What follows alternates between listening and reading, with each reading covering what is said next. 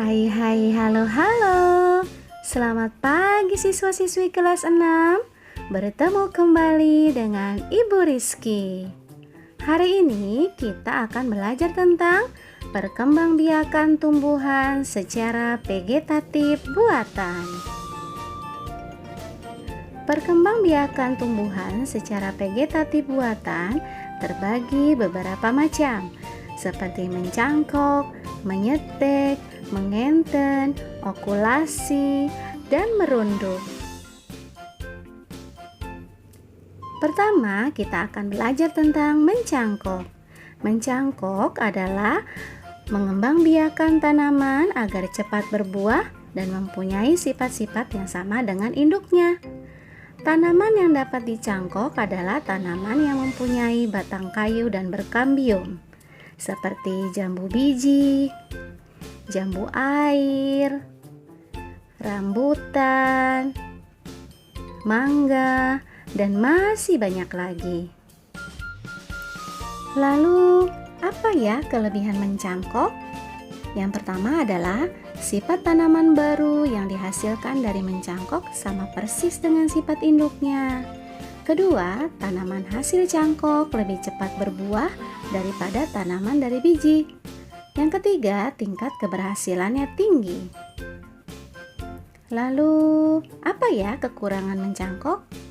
Yang pertama adalah sistem perakaran tanaman dari cangkok tidak kuat sehingga lebih mudah tumbang. Yang kedua, tanaman hasil cangkok didapatkan dengan cara merusak tanaman induk. Dan yang ketiga, hanya bisa dilakukan pada tanaman dikotil dengan batang berkambium. Perkembangbiakan vegetatif buatan yang kedua adalah menyetek. Stek adalah cara mengembangbiakan tanaman dengan menggunakan bagian dari batang tumbuhan tersebut. Contoh stek daun adalah cocor bebek. Sedangkan stek batang contohnya pohon singkong dan pohon tebu. Dan stek tangkai contohnya mawar. Lalu, apa ya kelebihan stek? Yang pertama, tak terkendala musim atau waktu. Kedua, individu baru mempunyai sifat yang sama dengan induknya. Ketiga, bisa memperbanyak secara kontinu.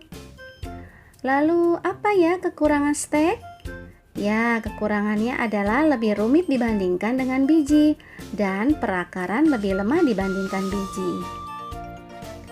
Perkembangbiakan vegetatif buatan yang ketiga adalah mengenten atau menyambung, bertujuan untuk menggabungkan dua sifat unggul dari individu yang berbeda. Misalnya, untuk menyokong tumbuhan dibutuhkan jenis tumbuhan yang memiliki akar kuat.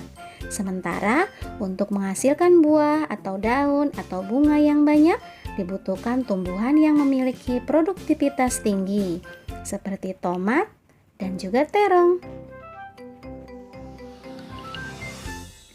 Lalu, apa ya kelebihan menyambung? Yang pertama, tanaman dapat berproduksi lebat cepat. Kedua, hasil produksi dapat sesuai dengan keinginan tergantung batang atas yang digunakan. Dan yang ketiga, memperoleh tanaman yang kuat. Dan apa saja kekurangan menyambung? Yang pertama, terkadang ada hasil okulasi yang kurang normal. Yang kedua, belum tentu keserasian antara batang bawah dengan batang atas setelah menyatu. Dan yang ketiga, perlu uji coba yang banyak. Dan yang terakhir, menempel atau okulasi, yaitu menempelkan tunas pada batang tanaman sejenis yang akan dijadikan induk. Tanaman yang akan ditempel harus yang kuat. Menempel bertujuan menggabungkan dua tumbuhan berbeda sifatnya. Nantinya akan dihasilkan tumbuhan yang memiliki dua jenis buah atau bunga yang berbeda sifatnya. Contohnya adalah mawar. Lalu apa ya kelebihan menempel? Kelebihannya adalah hasil produksi sesuai yang diinginkan. Contohnya, okulasi rambutan yang berbuah banyak tapi rasa kurang manis dengan rambutan yang berbuah manis sehingga menghasilkan rambutan yang berbuah banyak dengan rasa yang manis. Lalu, apa ya kekurangannya? Kekurangannya adalah terkadang tidak ada kecocokan antara mata tunas yang ditempel dengan tanaman penerima sehingga tidak tumbuh. Baik, demikianlah video pembelajaran kita hari ini. Sampai bertemu di video pembelajaran selanjutnya. Terima kasih.